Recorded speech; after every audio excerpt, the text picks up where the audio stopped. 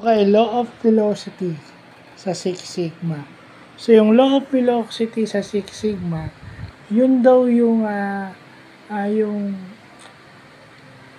bilis ng process o yung velocity ng process is inversely proportional to the work in progress.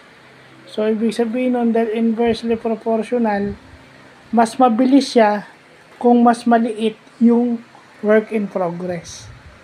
Pag mas malaki yung work in progress, pag mas maraming work in progress, mas maliit yung velocity o mas mabagal. So, ibig sabihin, hindi pwedeng bumilis, yun yung inversely proportional. Hindi pwedeng magkasabay silang lalaki. Either yung isa yung lalaki or yung kabila yung lalaki. Inversely proportional.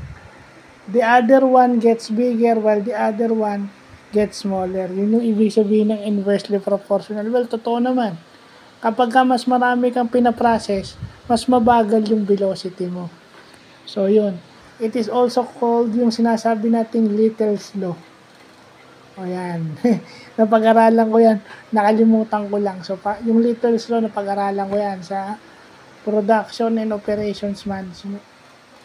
Tsaka, tama, sa Production and Operation Management. So, kay Sir A, kung natutunan yan, kay Sir Aris. So, nireview ko lang. And yung ibang laws ng Six Sigma. So, yun lang po.